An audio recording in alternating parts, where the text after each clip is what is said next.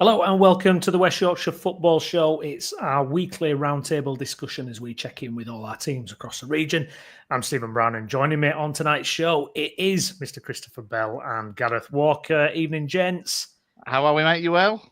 Good. I'm glad I'm back on the Monday show. And I was going to say, I can't remember the last time you were here for a Monday show. Can I also just get this out of the way? Is it me if you caught the sun a bit? I think it looks worse, mate. I think you look redder than normal just because you're on a plain white background as well. I know. It was my lad's sports day, so I was like on a field for about an hour in the burning sun. No cap, no sun cream, nothing. Just absolutely. Remember the tango adverts back in the day? Happy slapping that then got banned. Like you look like you've been repeatedly tango slapped. I have been tangoed, mate. Honestly, it's an absolute shocker. So we'll see. I might just start peeling by the end of the show, but we'll wait and see. Yes. Anyways, coming up on tonight's show, we're going to be discussing a little bit about Farsley Celtic and their decision to withdraw from the Northern Counties East League. And we're also going to be taking a look at all the transfer and latest news on Leeds United, Bradford City, and Huddersfield Town as well. Now, if you're watching us on YouTube, please do like the video and subscribe to the channel. And if you're watching along on X, please do like and retweet us and get involved by letting us know your thoughts on what we're discussing. Well then, fellas, how are we all getting our football fix at the minute?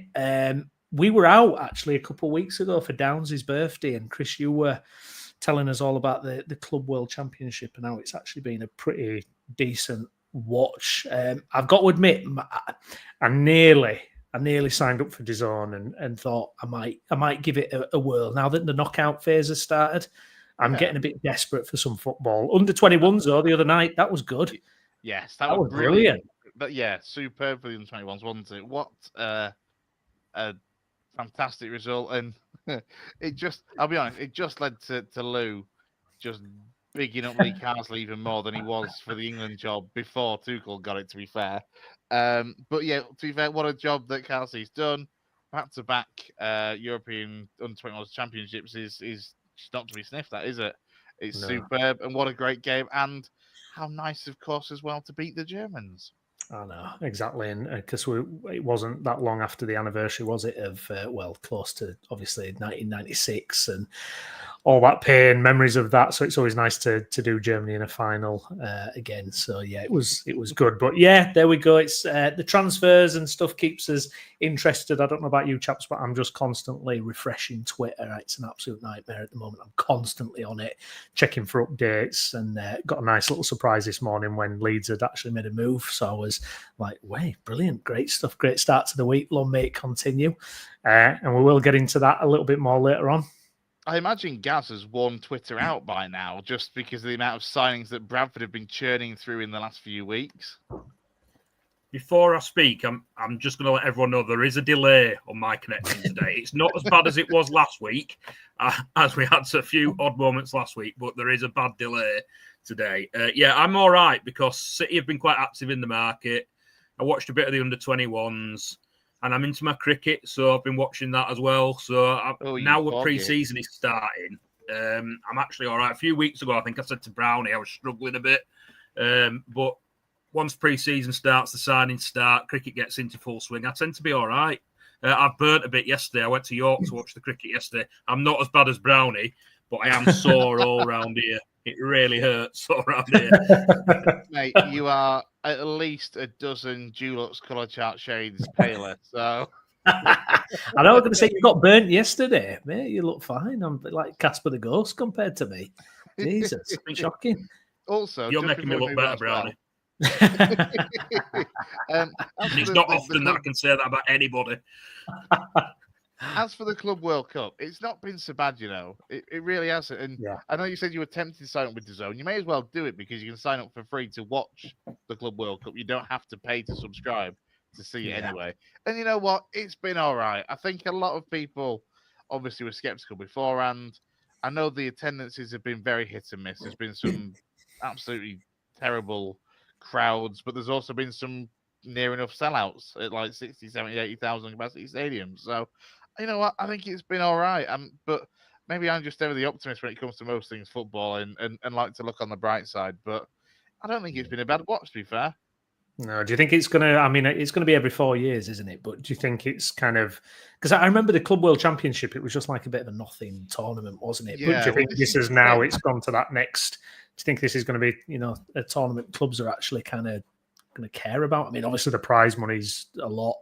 Yeah, that's always going to tickle the fancy. I'm not sure if care about's the right word, but because this is the thing though, it's like they've described it beforehand as the first FIFA Club World, and they're thinking, nope, definitely remember it being like a thing back in the day when I remember Man United once decided to be like, no, we're not going to bother going to that, but then. I remember, I think Liverpool, they went out and didn't they not? I think they won it after they. Yeah. Like, Chelsea won it, didn't they, as well? It's always been a thing. It's just obviously not been as grand. And you know what? I personally think this isn't such a bad thing that they are trying to make more of it because I appreciate the criticism of it when it was like a 8 to 12 team tournament that would turn up in the middle of the season and you'd be like, hang on, what's this all about? I actually kind of respect the fact they are trying to make more of it. The only thing is it going to be every 4 years? Is that the plan? Because then how does it work if you end up with like obviously your league winners and your Champions League winners for 4 years, and out of the last 4 years, who's the team that actually qualifies to enter it? I mean, look, I know there's been some dodgy qualifications, like Inter Miami are there just because Messi is, and they want to get one more tournament with Messi in, but it is a weird one. It'll be interesting to see how it goes long term, how they do assess which teams actually enter it, because that's why like City and Chelsea are in it now, isn't it? Because they'd won tournaments within the last couple of years or something. Yeah, it seems to be how it's factored. But yeah, we'll have to wait and see. Leeds in it one time, maybe in a few years. You never know. You never know. Well, would you welcome that? I mean, I guess you would because it means. Well, it means we're doing something right. Yeah. Yeah. We're being successful if we have. Yeah. I think. Are you looking forward to Liverpool being there, Gaz, at some point? Well, yeah, I mean, like you said, Liverpool won it 2 or 3 years ago in its old format. I think what I garner from it is that the format's changed, and obviously the timing of when it's played has changed rather than being mid-European season. And I think that the effort was made to get to peak European interest in it because it was always taken a lot more seriously on other continents than it was in Europe. Now, whether that's going to work or not, I don't know. As you said previously, it's still derided by many. Whether that changes over time or in the next 4 years, only time will tell. But it's like Brownie says, if you're in it, you've done something right, haven't you, to be in it? So maybe it will, maybe it won't. We'll see. The other thing I will quickly add before we move on from this is, and this applies to you as well, Brownie, for football, and to be fair to you guys, although less recently, for Football Manager nerds, it's fantastic because you end up being able to see teams that you frankly know all about already because of playing the game, but you just never really get to see them play. Yeah. So there'll be players all in the there Brazilian teams and exactly. A lot of the Brazilian teams, especially with the wonder kids that you always try and bring over to like the Premier League, which was a lot easier before Brexit and work permits. But let's not go into that one. But it's great. It's good. I personally think it's really good. Why would you not want to see teams that you don't usually get to see play anyway? Like from a neutral perspective, I think it's great. I really do. Well, yeah, there we go. We'll have a look and see. The concept, me and Brownie are still playing Championship Manager 0102 so, on our Atari links. I was going to say, Brownie doesn't trust his laptop as far as he could throw it, so he hasn't had a new FM for about how many years? Well, yeah, it's a few. But what happened is, so there's a mod you can get for Championship Manager 0102. But by the way, which is still the greatest Football Manager game. I don't care what anyone says. It is by a million miles. For me, it's 0304, but you know. Yeah, and there's a mod for it, so you can play an 80. I think it starts in 1984 database, 1983, 1984. And Gaz were telling me about it, and I was like, I'm getting that. That sounds amazing. And I managed to download it. My team, I'd signed Ian Wright, Peter Schmeichel, all these unbelievable. Steve Bold, I got in there as well. And then it broke, and I couldn't fix it. And I'm just I think I might be able to help you, Brownie. I saw something the other day. I don't think I can save your game, but I can stop it happening again for you. I'll talk to you about it after. This is great. Right, that's all we've got time for. This is kind of content that to be fair, there'll be a genuine market for a podcast about retro football managers. I'm fairly sure there will probably already be podcasts about retro football managers. But this is the kind of content that could bring people back. Exactly. Okay, well, we're going to kickstart things off. We're going to have a little chat about Farsley Celtic. Obviously, they hit the headlines for all the wrong reasons quite frequently at the moment, unfortunately. And today they've announced that it's going to withdraw its team from the Northern Counties East League for the 25-26 season. The decision follows extensive discussions as part of a strategic review linked to an ongoing takeover. The club says this step is necessary during this transitional period. As a result, the elite talent squad and academy and education programme will leave the club.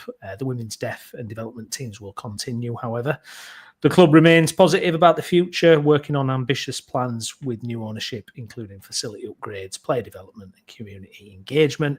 And it also thanks the NCEL for its support. Now, we're only going to touch on this because I know, Chris, you and Lou are going to be doing a non-league show later in the week for a bit of a deeper dive on that and all stuff non-league. But yeah, I mean, pretty miserable news to kick off a Monday morning there, Chris. I mean, obviously, you know, you've got your ear close to the ground on the non-league scene. I mean, it's just so disappointing to hear again, isn't it?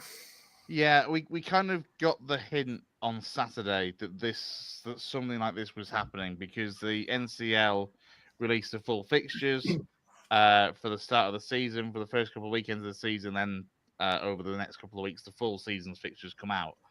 And we kind of looked at the NCL Premier League fixtures and could instantly see, hang on, Farsley aren't there. They're not on the fixture list, which gave us the clue that there was something not quite right. They weren't featured on the NCL website at all, not just not being in the fixtures. So you kind of thought, right, there's something amiss here. And then obviously the statement that's come out today, I know it kind of says it's part of this wider strategic review. It does make you wonder specifically why, like what has led to this situation in terms of, you know, obviously if other teams are unaffected, i.e. the women's, the deaf team, which is massively successful over the years, and the youth development side of things, just what exactly is it that has led to the first team specifically being withdrawn from the NCL? And yeah, there's issues as Alabang has mentioned. Oh, sorry, Browner. But yeah, the more senior levels of the academy are being kind of taken apart for a season or so as well. We saw, I think you're probably talking 2 or 3 weeks now, that this kind of I can't remember what exactly the team was. Basically, a new Farsley Sports Club had popped up. Excuse me. On social media, and you kind of did wonder whether there is going to be something where the Farsley Celtic that we know will fold and therefore start again and perhaps look to rejoin the NCL in future. We know that obviously David Stockdale and his family have taken over the full ownership of the club, and that was seen as a positive. But yeah, it seems quite complex to say the least right now. And as I say, hopefully we'll be able to get, I know one of the loyal Farsley fans, George Fernley, or possibly even David Stockdale or somebody off the board may be able to come onto the show later in the week to kind of give us a bit more of a detailed look at why this has happened now, and more to the point as well, how things look going forward, I suppose. And, you know, you would hope that in 12 months' time, if there is a Farsley club of some form, that they will be in a position to apply to the NCL to rejoin the league and get themselves back in the pyramid. But obviously, for the time being, the Farsley Celtic that we've known for, the last 10, 15 years or so, it seems to be no more. Yeah, absolutely. And like Chris says, him and Lou will go into a bit of a deeper dive on that, looking for a non-league show Wednesday, Thursday. So please do stay tuned for that on the channel there as well. And Alabang, thanks for your comment there, mate. Okay, well, we're going to move on to Bradford City now. Gaz, another busy week, as always, as it seems to be always for Bradford City. Couple of signings, couple of, trying to get players shifted. Matt Pennington, though, he's signed a 2-year deal after his contract with Blackpool expired. Very experienced. Started at Everton. He's played for a variety of different clubs, even had championship experience as well. What do you make of that as a move? I know we've got a video on the channel. We're giving you your full breakdown of it, but what do you make of that, Gaz? He's not somebody that I know a lot about, to be honest. Obviously heard the name. He was at Leeds at one point, once on loan from Everton, going back a good few years now. Yeah. Seems to have played, like you say, in the Championship, but played most of his football in League One. Last few years, he's been at Shrewsbury and then obviously at Blackpool. Shrewsbury fans speak very highly of him. They say that when he was there, he could easily have been playing at the top end of League One rather than at the bottom with them. Blackpool fans less complimentary of him, but they do. But Blackpool were in negotiations to keep him. So what's made him make the move to City? I'm not 100% sure. Possibly it could be to do with game time. Blackpool, we know, are going big this year with the transfers signings that they've made over the summer. They look like they're going to be having a real go for promotion. Maybe he thought he'd get more game time at City. But an experienced League One head, which is what we need next season. Like I say, I talk about on the pod, Rupp said that we've got a playoff budget. I'm still very wary of putting too much expectation on next year. I want to make sure that we stay up first and foremost and build, because the finances at the club aren't in the shape that they can compete with your Huddersfields or your Blackpools where they've got billionaire owners. We're going to have to build slowly, and I think he's a building block, and he will come, and I'm sure he will do a job. We now look well stocked at centre half. We got 6 first team halves. We obviously play a back 3, or we did last season. We also have George Goodman, who's a Northern Ireland under-19 international. He will be presumably 7th choice centre-back next season, possibly. I don't know. Maybe he'll go out on loan, or he'll play in the Virtue Motors Trophy. I wouldn't expect any more centre-back signings now unless someone was to leave. City fans would probably... Some would possibly want Neil Byrne to go, but he's under contract for another year, and I can't see another centre-half coming in unless that move was to happen. But Pennington himself looks a steady, solid addition for a first season back in League One in 6 years. Yeah. Will Swan as well signed from Farsley Town, another building block, Gaz. Yeah, he's someone I was a little bit more aware of. Obviously seen him play quite a lot for Mansfield over the last few years in League Two. I remember I've actually done a signing video that I think is going to go live later today. I was away this weekend, so didn't get a chance to do one previously. But I talk in that about how when Mansfield came to Valley Parade, not last season, the season before, they put 5 past us, and him and Kayla Dunn in particular were the two that ran the show going forward. They were both fantastic. They tore us apart. If he can play like that, he's going to be a welcome addition. Graham Alexander says that he can play anywhere across the front line, which is a big bonus for us, and that he also leads the press very well, which is something that we know Alexander is intent of, intent on the in-your-face pressing from the front football. So he sounds like he will fit into what we want to do quite well. He has scored goals at League Two level, not so many at League One level. Mansfield fans seem to think when they first got him on loan from Nottingham Forest, he was a lot better than he was when they signed him permanently. Crawley fans don't speak too highly of him, but Crawley didn't have a great season last season. That was his only year he was there, and I am led to believe that he was playing at wing back for part of last season. No striker wants to be a wing back, as we all know. He still managed to score 7 goals in a struggling Crawley side when he was playing out of position. I think he'll be a good addition. I've seen his highlights reel. I know Chris wasn't too impressed when I asked him for his opinion the other day, but I've seen his highlights reel. He scores all sorts of goals, left foot, right foot. Seems to take the shot quite early, can score from distance, and scores a few with his head too. And we needed a striker because we know obviously Andy Cook's going to be out. We don't know exactly when he's going to be back. And our other striking options are only Harry Ibbotson, youth team player, or fresh from the youth team, and a couple of loans at Guiseley and Kidderminster, and Callum Kavanagh. So we needed somebody up top. We signed Stephen Humphries as well, but I believe he's more likely to play wide. So yeah, we need a striker. I think he'll do a job. I think he'll be a good addition. It'll be interesting to see what you get out of them, because I think my words to you the other day were he's neither a focal point or a target man, and nor is he prolific either particularly. He does seem to be very much kind of in that Callum Kavanagh mold, though, doesn't he? Almost, I say that he's slightly older than Kavanagh, but they do seem quite similar in terms of number of the returns that they had kind of in recent seasons, and kind of stature and there for the press. Yeah, I believe that's what Graham Alexander was hinting at when he was asked, when he did his little interview on after the signing was made. He likened him for pressing from the front, being able to play across the front line, which is exactly like Kavanagh does. Like you say, Chris, he can do both of those things himself. I like Callum Kavanagh. I like the fact that he runs himself into the ground in every game.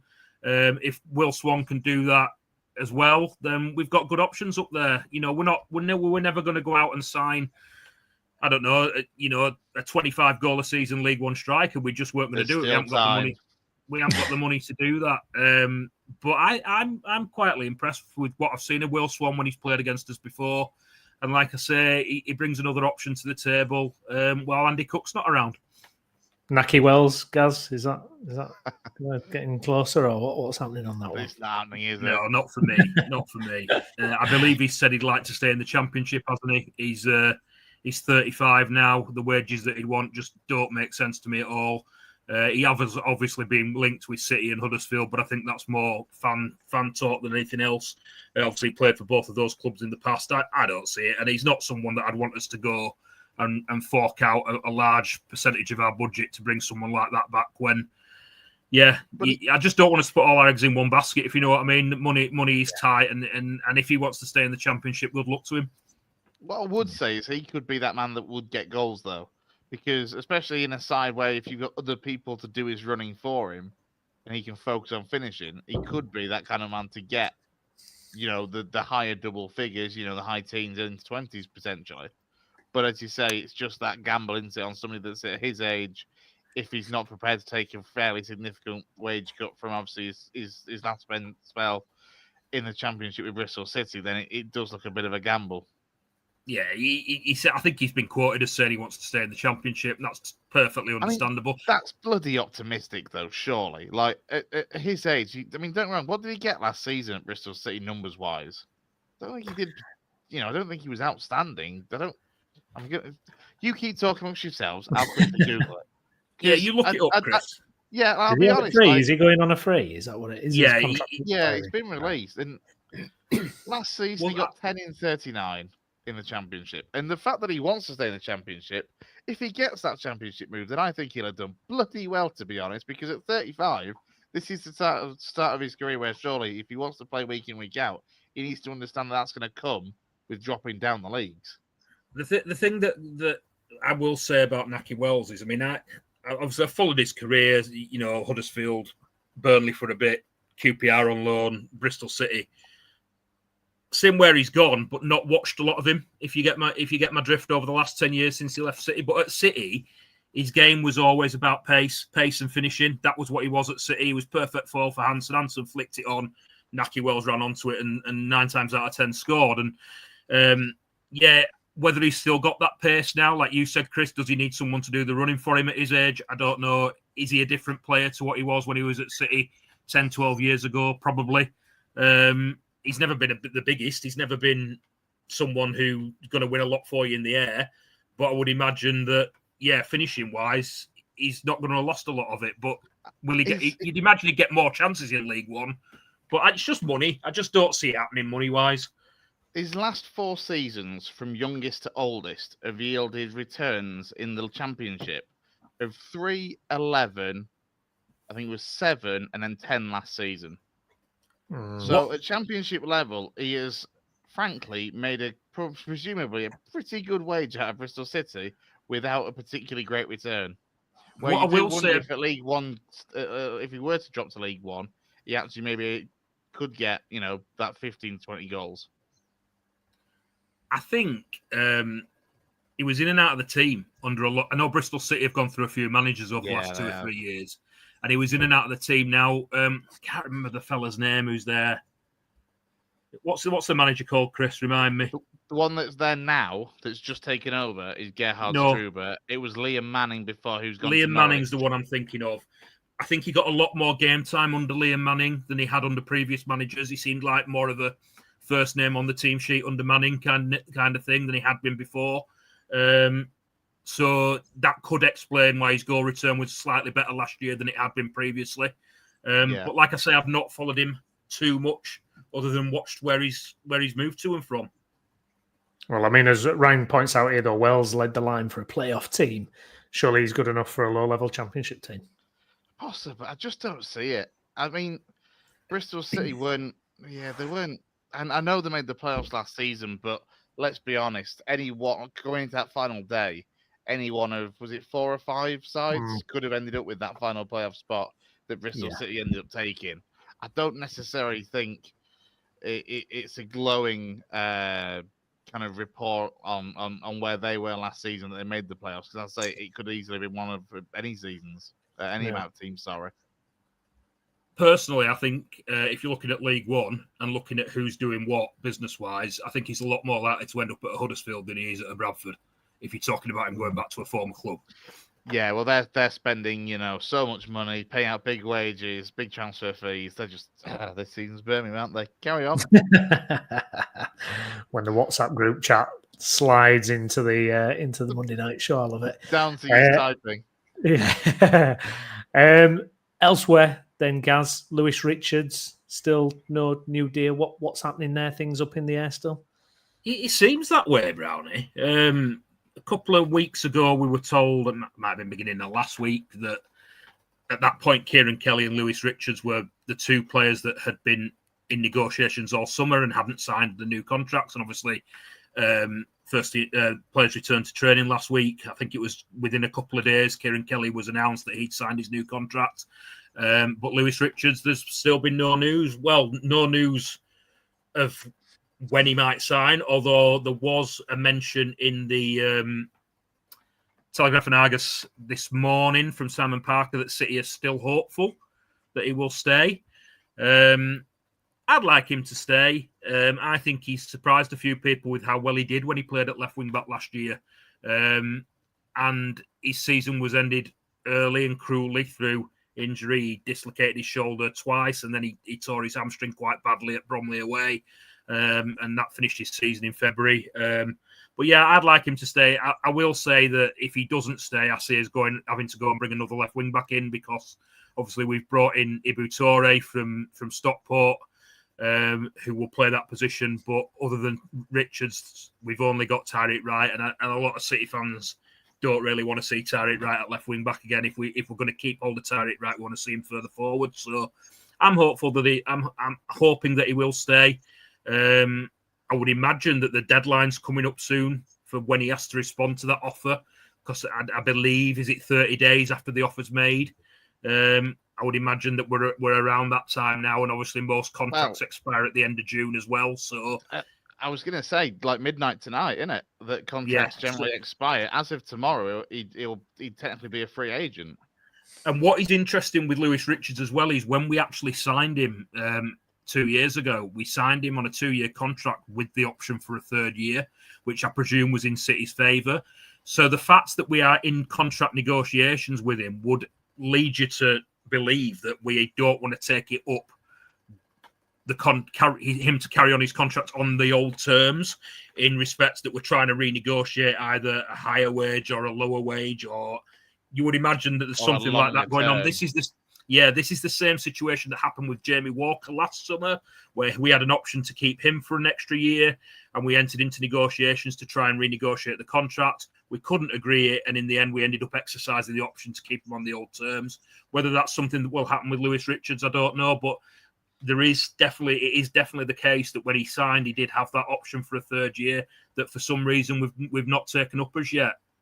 That really would imply then that something's going to happen bloody quickly, because unless that option is taken up surely before midnight tonight, surely he just becomes a free agent. His contract expires on the 30th of June as of midnight, and from the 1st of July he's a free agent. So that does seem a peculiar situation for Bradford to have got themselves into this late into his contract.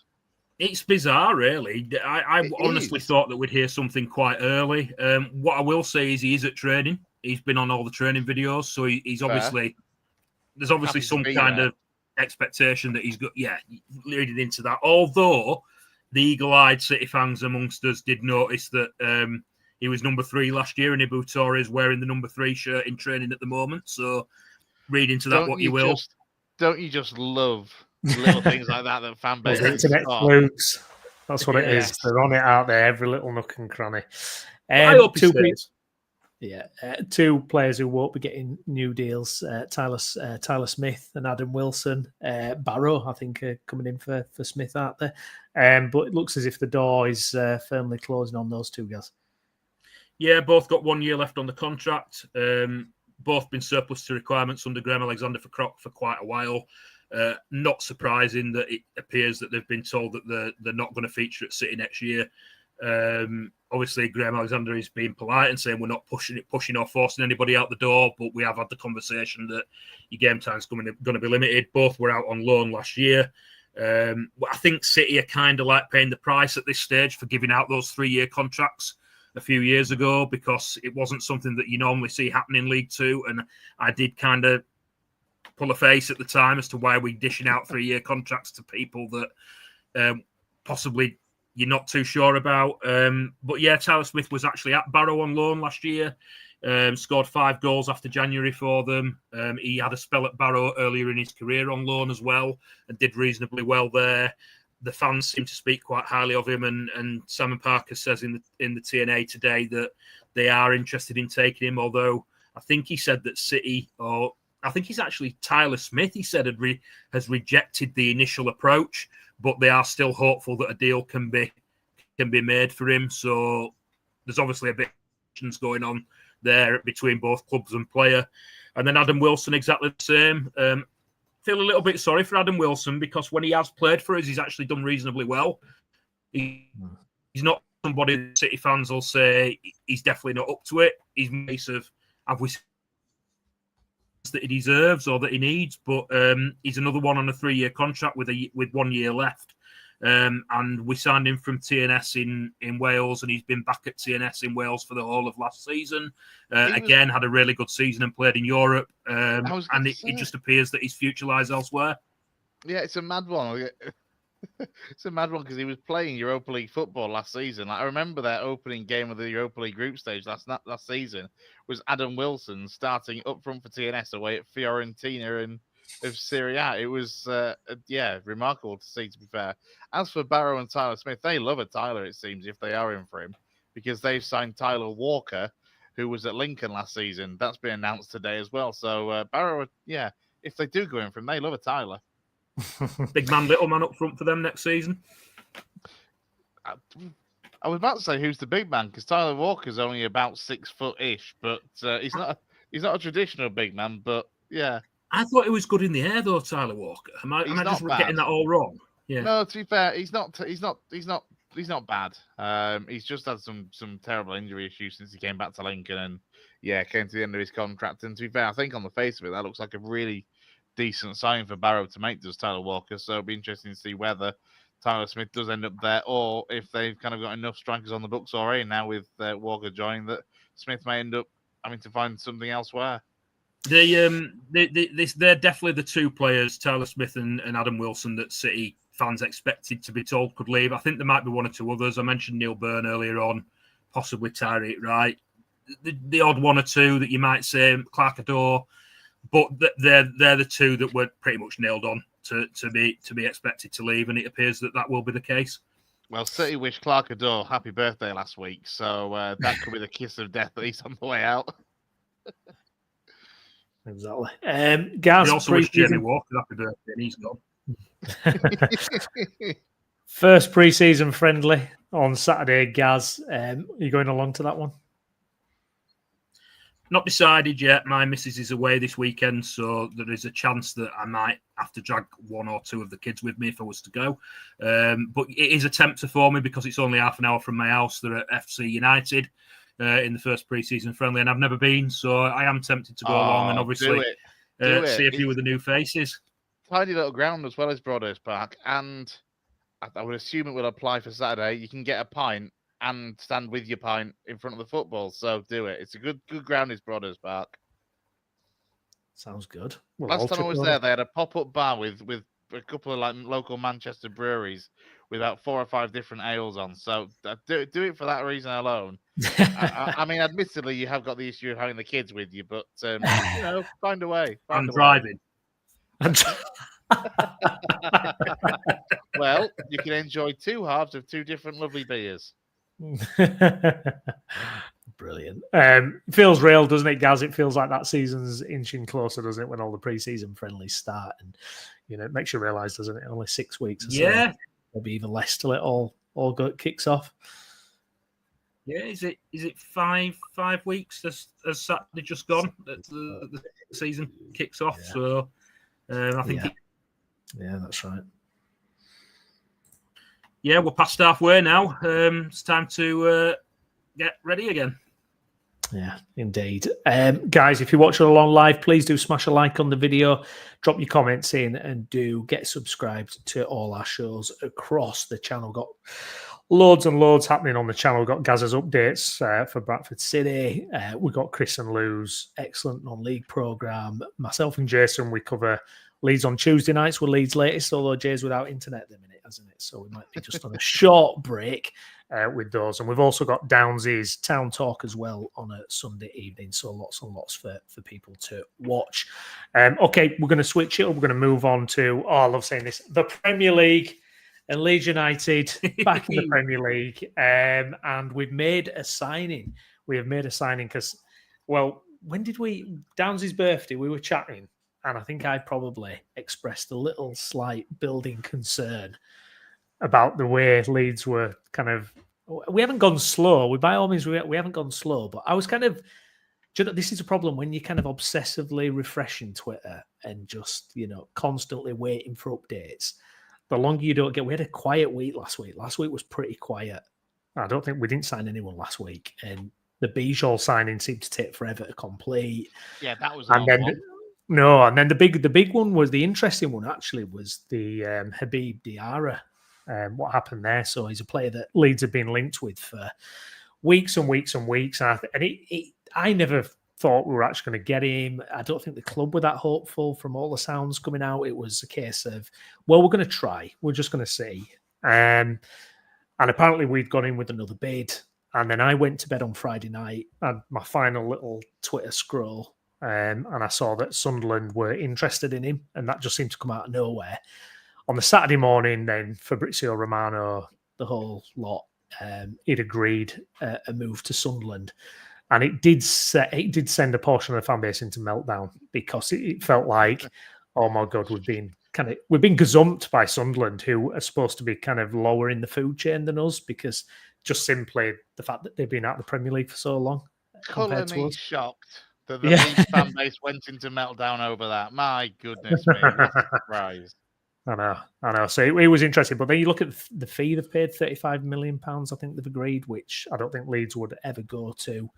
And if you dig a little deeper as well, obviously Job Bellingham, it's basically kind of reinvesting that money to do it. But also the thing with Sunderland, interestingly as well, is they've got a lot more PSR room than Leeds in a lot of ways, because their salaries are so low and they haven't paid huge fees. I think their promotion team cost about 19 million to put together, which is pretty staggering when you compare it to Leeds. I was going to ask how this PSR difference comes from, because you say there's more PSR wiggle room and some a lot of the wages won't be as high, but I bet there's still some pretty chunky wages in that Sunderland side. The fact they've signed Enzo Lafia on permanent, he's not going to come for less than 40-50 grand a week, you'd think. And even players like Dan Ballard, they'll have been on 15-20 grand or something in the Championship. So just how different do you think this PSR malarkey is? Well, it kind of reminds me, when we first went up under Bielsa, and it was like suddenly it felt like we'd been given a blank check, to kind of spend a ridiculous amount of money on trying to strengthening, the squad, and it kind of leads to all sorts of decisions, and plus them getting the Job money. I think they do. I mean, the problem for Leeds in a way is we paid, we were paying the highest, one of the highest salaries in the division last year. Probably we still had a lot of, and we had a lot of Premier League legacy kind of contracts going on and all this kind of thing, and we were still paying off deals from the Premier League and all this kind of thing. So although we're permitted more losses because we were in the Premier League for 1 out of the last 3 years, so that kind of goes in our favour, and we're cash rich, I think, in terms of who owns us. But obviously you've got to play by the rules, or some clubs do. But Sunderland, I think they'll. I think Sunderland are going to make a good fist of it. I think all the promoter teams are going to make a good fist of it. Actually, I think all three are going to try and have their heads screwed on and try and go at it in a clever, determined way. Yeah, I mean Burnley. I can see that. I've been quite impressed with the first couple of signings. Axel Tuanzebe, a little bit less so, but the goalkeeper that they've signed from Karlsruhe looks very, very good from what I've seen of him. And then you factor in that can start the merry-go-round with that German keeper coming in from Karlsruhe. That can allow James Trafford potentially go to Newcastle because they seem to be heavily linked with James Trafford. That could then actually come back to Leeds because obviously there's been all the talk about Nick Pope leaving Newcastle and potentially being Leeds bound. But it might be that first cog, isn't it, that Burnley get their keeper in, so that allows James Trafford to move to Newcastle. That allows somebody to leave Newcastle and potentially head to Leeds. Well, this is it, and we need to get moving. And this is where the bit of the anxiety comes in because there's still a hell of a lot of work to do. I mean, when me and Jason did our kind of review of the team and we did a bench, sell, or squad video, I think we only had about 5 starters for the Premier League. And we've only added 1 starter, Bijol, the defender. I think he's a start. He's a dead set for me. I think he will start. Could be 2 now though, because this Sebastian Bornau signing is fantastic. Like I genuinely think he's pretty much as good as Bijol as a player. I really do. The only thing is he's not on such great international. He's not a standout international because he's Belgian, isn't he? So yeah, he's always going to be competition. Hasn't he? Yeah, he's got some caps under his belt, but he's always going to be harder to get in as a Belgian first choice centre half than it is for obviously Bijol being Slovenian. One of them.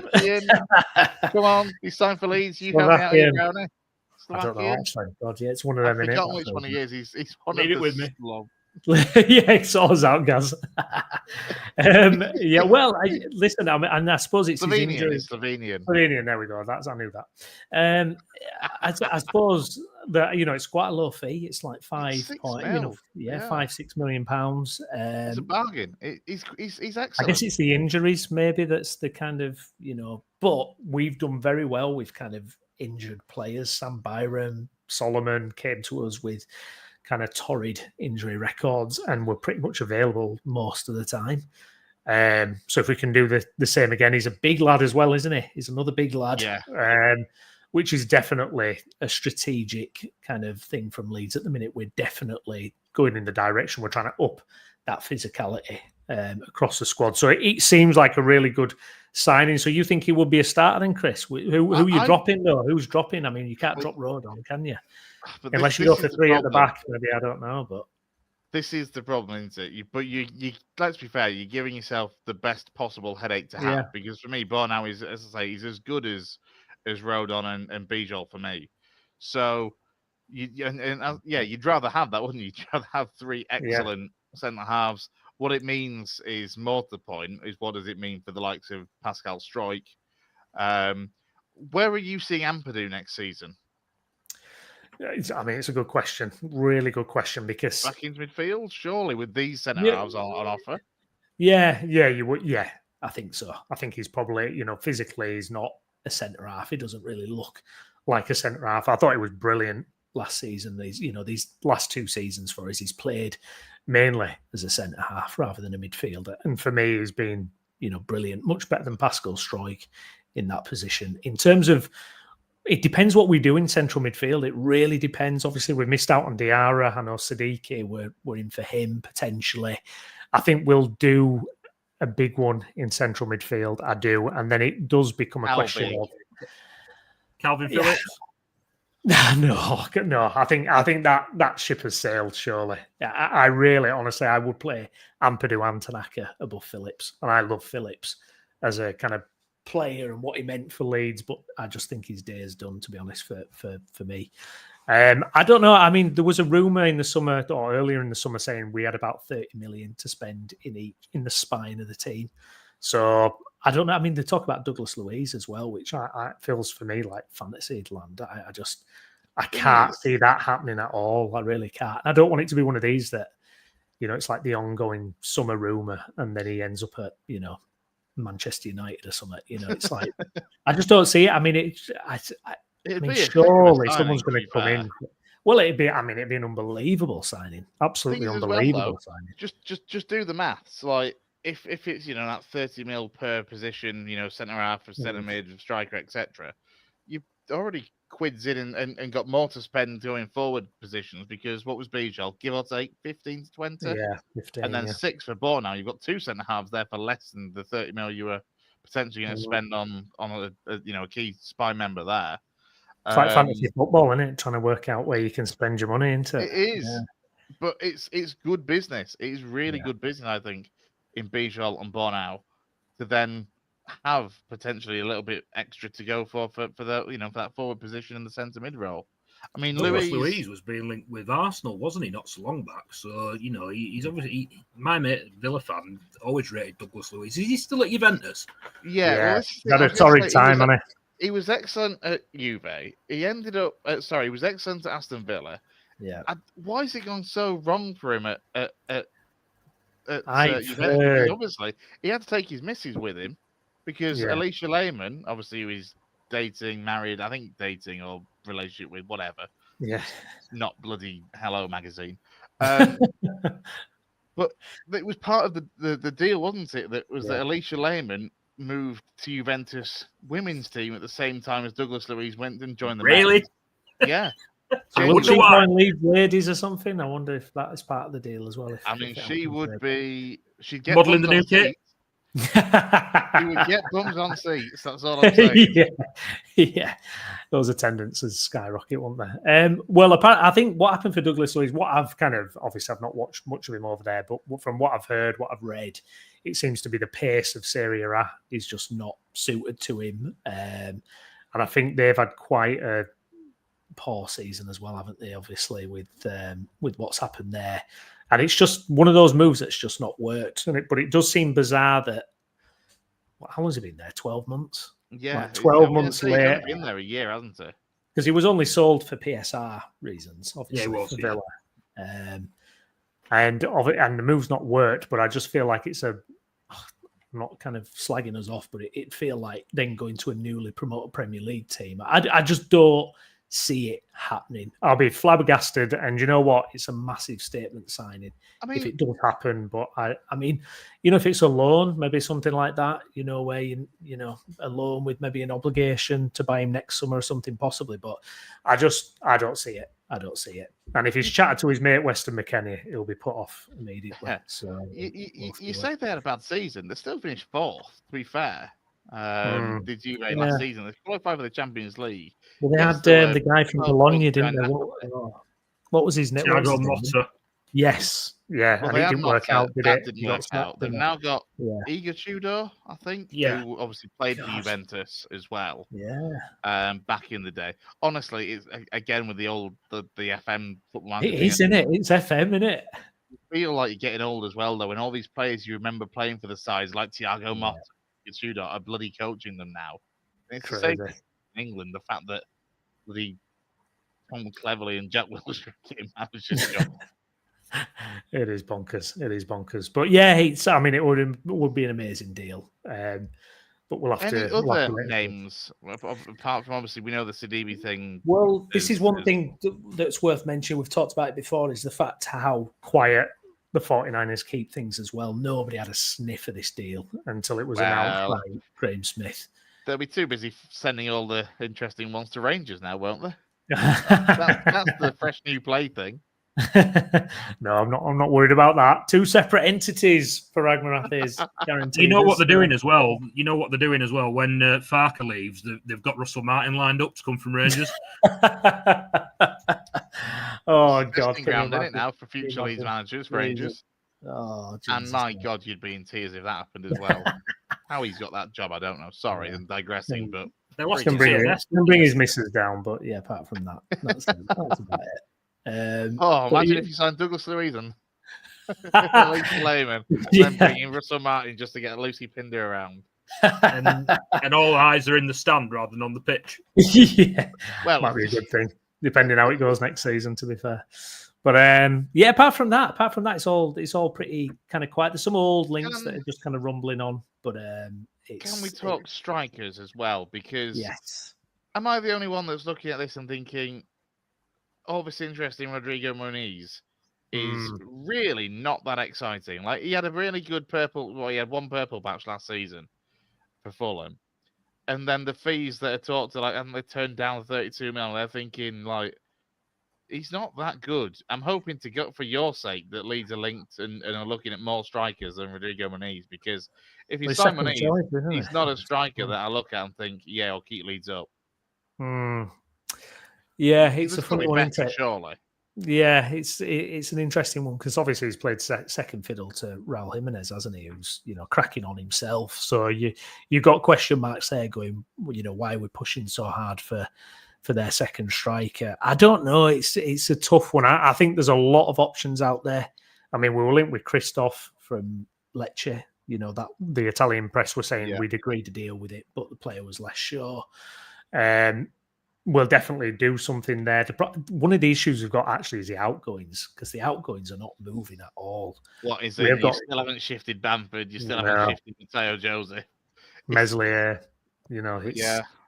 I mean, Meslier will link with Fenerbahce. That people saying that was close, and then they've signed someone else now. They've signed another goalkeeper. So who they signed? Yeah, so Mellier's still there. Bamford. The outgoings just don't seem to be happening at the moment. But hopefully that will start to come to fruition. But we'll have to wait and see. But this is where the anxiety comes, because there's just so much to do in such a short space of time. If only we'd been like Liverpool, Gaz, and getting all our pieces in order immediately. I mean, some of the deals Liverpool done. I mean, Jesus. I mean, that's just sensational, isn't it? Honestly, I think Kirkes is one of the one of the best transfers of the summer. Like, it's class. It as well. I mean, it's and Jeremy Frimpong on the right.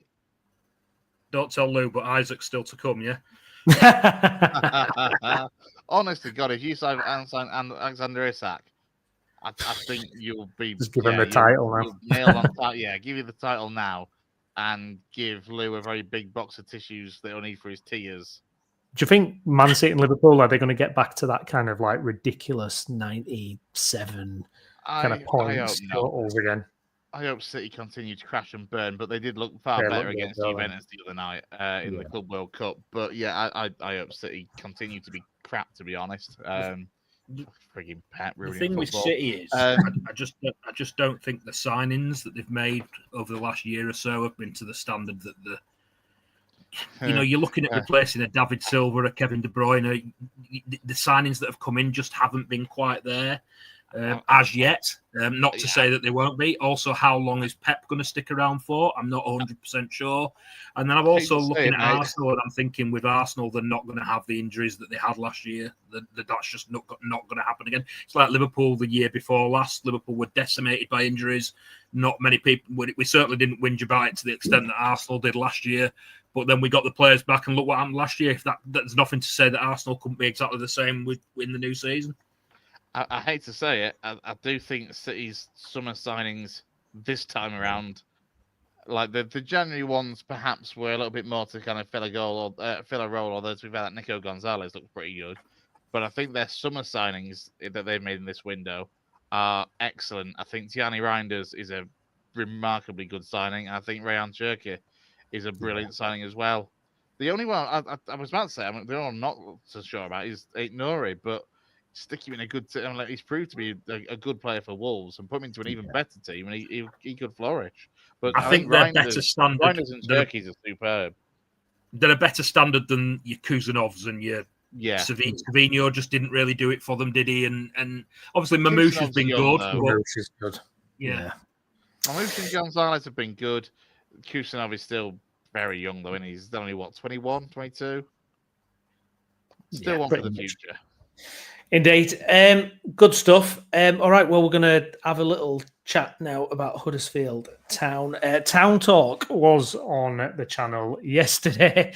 So Huddersfield Town fans, if you're wanting the full discussion and debate, please do check out Town Talk yesterday with Stephen Downs and Kane.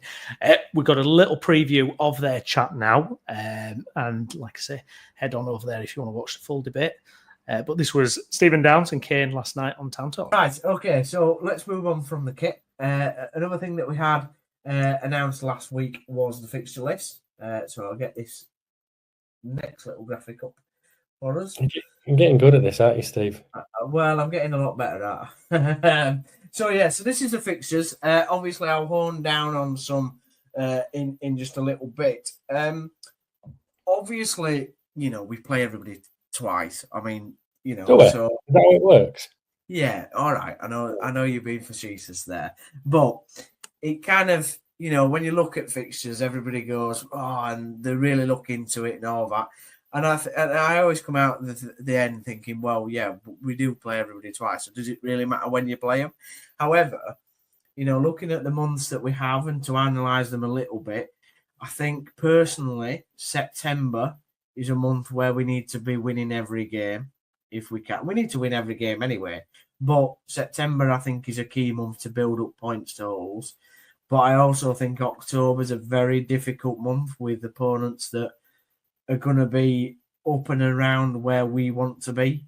So I'd say October is a difficult month, and I don't think it's the easiest start, to be honest, although I don't expect Leyton Orient to be as good as what they were last year. What were your thoughts on the fixtures overall, Ken? I think Leyton Orient will surprise you, Steve. I think it's standard fixture list, to be honest with you. I agree with yourself and Terry at 9:30 that October going into November, them 6 games, that will make or break. That could make or break Town season. That's why we'll know that where Town are at.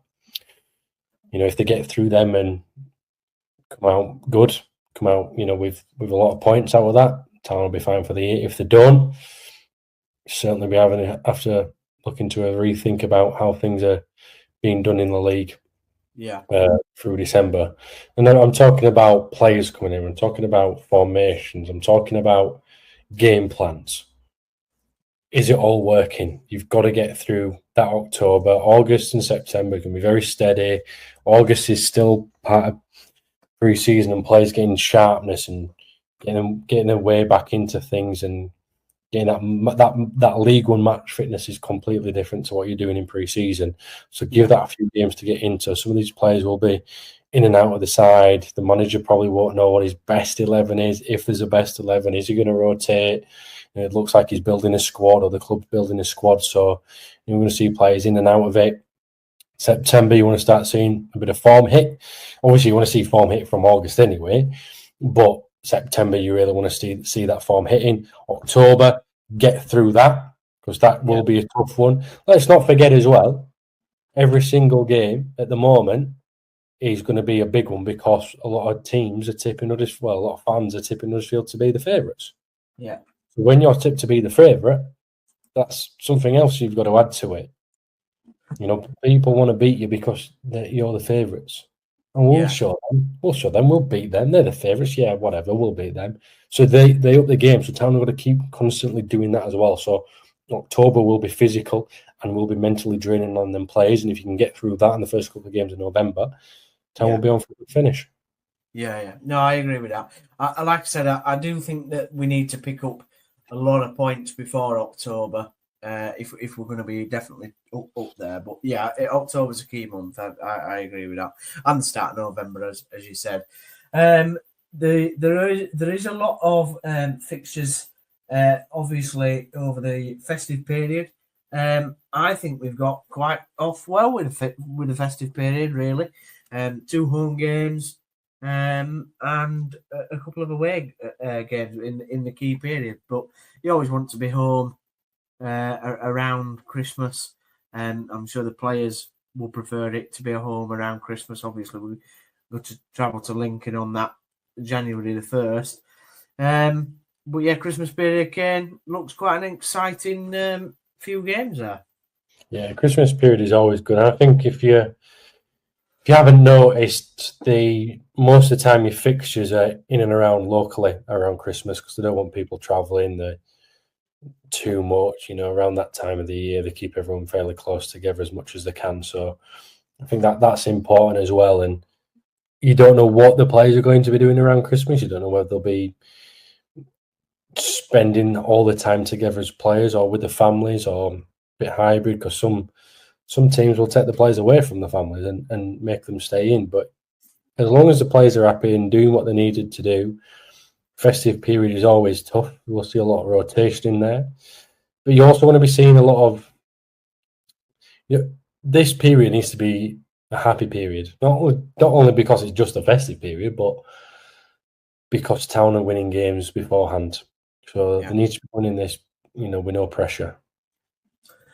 Also, we play a lot of Yorkshire derbies this season. Bradford, Doncaster, Barnsley, Rotherham are obviously in there.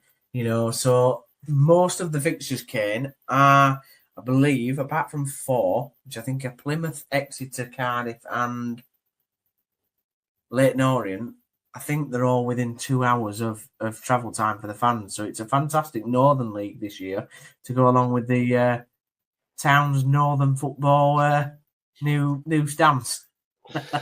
Yeah, and you like to hope that, if Town do get the ball rolling, like, we all believe they can do, these away fixtures, they're going to be full of Town fans. They'll be selling out allocations, providing everything's going the way they want it, where they expect it. And, that'd be massive for the fans to be able to get to away games, because everyone loves an away game. Obviously, you want to see the Aku Stadium full as much as possible, but it's great to have away days where it's a packed out crowd, because the players love it. The fans love it. Players loving seeing away crowds packed out as well, and they'll appreciate that kind of support. So with it all being within 2 hours or so, again, another great opportunity for Town to showcase themselves everywhere. There we go. That was Stephen Downs and Kane Hall there chatting all things Town. You can catch up with their full show by just checking out Town Talk on the West Yorkshire Football Show.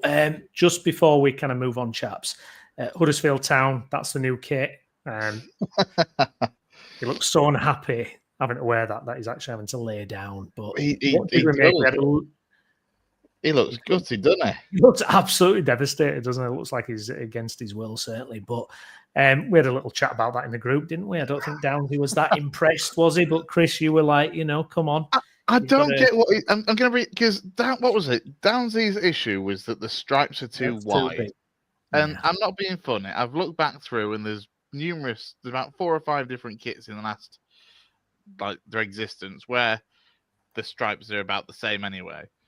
I just don't fully get what he was like. Oh, it's not a Town shirt. The stripes too wide. I'm like, God forbid, designers and kit manufacturers have a bit of creativity and mix things up a little bit. Like, really. Also, for me, if there's anything to take umbrage with over that kit, it's not the width of the stripes. It's that bloody god awful Hey Dude sponsorship logo that looks horrific. Yeah. No matter how much money Town has paid, that graphic. That particular logo in the middle of the kit looks horrible. The actual shirt itself and the gold and the badge and stuff, I think it's quite smart. I think Castor had done quite a pretty good job there, to be honest. What do you think, Gaz? Are you happy with that? Don't care. I'm doing the day. All right, Dave. Honestly, I say it all the time. I don't care about kits. City could wear a bin bag as long as they're winning. I couldn't give a monkeys. I did notice, me and you stayed out of it in the group chat as per normal, didn't we, Brownie? Me and Brownie don't get involved in these arguments in the group chat. We leave it to Chris and Jay and Downsy. Yeah. It's very entertaining. We just sit back, don't we, with his beer. I just thought it was such a daft thing to take the stripes too wide. It's not a Town kit. Give over. Try a bit of creativity and imagination, something different. It really offended you, did it, Chris? I can see that. Interesting in League One next year as well. So these are the all-important fixtures. Notice a non-West Yorkshire team in there. Obviously, that was me. We've got a crowbar that in. Yeah, that was me just in the group chat with Gaz and Downsy, so that we could look out for those fixtures. But it was good, doesn't it? Fairly early doors as well, Gaz, for that derby for you guys between obviously City and Huddersfield. Yeah, I'm just glad I'm back off holiday for it because, like you said, when it's early in the season, you're worried that you're going to be on holiday. So, yeah, I'm glad. And as Kane said there, that's the main thing about being up in League One. We're hoping to get some bigger away attendances than, obviously, the smaller ones that come in League Two.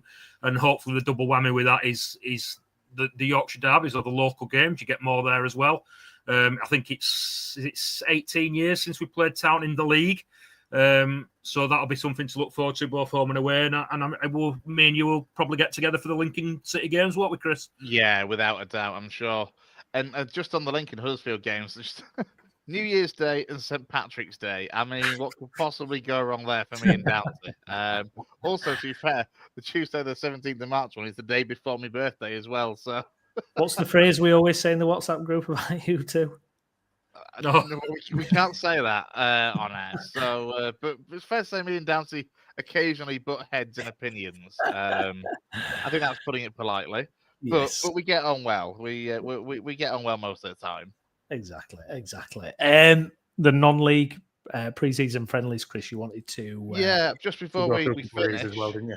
Yeah, so the like it all kind of obviously gets or started for Huddersfield at the weekend where Emily they lost the game 3-1, but they did play 3 separate 11s over the course of the game. It was basically just broken up into half an hour chunks. So they took the lead, did Huddersfield in that one, and then Emily fought back to win it. I think it was 3-1 in the end. But as you can see, from tomorrow night, the local non-league friendlies really kind of get going, to be fair. Again, a couple of decent lucky ones in particular. Emily are at home with a game against another League One side in Barnsley. That kicks off at 7 o'clock. Eccles Hill, they are playing one of their few remaining games at Kingsway before they move to Cougar Park for the start of the NCL season. So they've got Harrogate Railway at home tomorrow night for a 7:30 kickoff. And then Wakefield are in action as well against Rossington Main. That kicks off at 7:45. They'll be looking to get going ahead of the start of the NCL Division 1 season. Garforth, they've got a home game against Albion Sports Wednesday night. And then, if you quickly switch it, sorry, Brown, he's on for the same button there. Friday night football up at Gulka as they play Emily. Emily have been bloody busy, or will have been bloody busy by the time Friday rolls around, playing Huddersfield on Saturday, obviously Barnsley tomorrow, and then Gulka on a Friday night. And then Saturday has a whole host of fixtures at different times as well over the course of the day. Bradford Park Avenue versus Halifax is probably the most notable one. Two sides with, well, obviously for Bradford Park Avenue, a vastly changed squad from last season. A lot of recruitment been done by Craig Elliott there. SC Halifax Town, the first game for Adam Lakeland to see what he can do. And obviously they've been pretty busy in the last few days, I think with 4 or 5 signings as well. But that's a 12 kickoff as well. And I know myself and I think Lou and possibly a couple of other people that we know are going to try and do that game at 12 and then possibly try and get over to one of the other local Bradford ones for 3.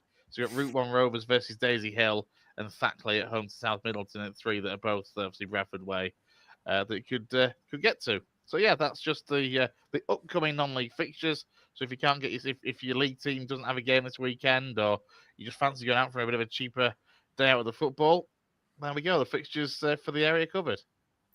Fantastic. Great stuff. Well, I think we'll leave it there. Thank you very much for watching. If you've been watching along and getting your comments in, please make sure you do smash a like on the video. Check out all our social medias as well. So we're on Facebook, we're on Twitter, and of course YouTube as well. So get subscribing. I've been Stephen Brown. Alongside me has been Chris Bell and Gareth Walker. Thank you very much, gentlemen. No worries, Tom, mate. I'm off to get some after sun on. So we will catch you again soon. Thank you very much for watching. Bye-bye.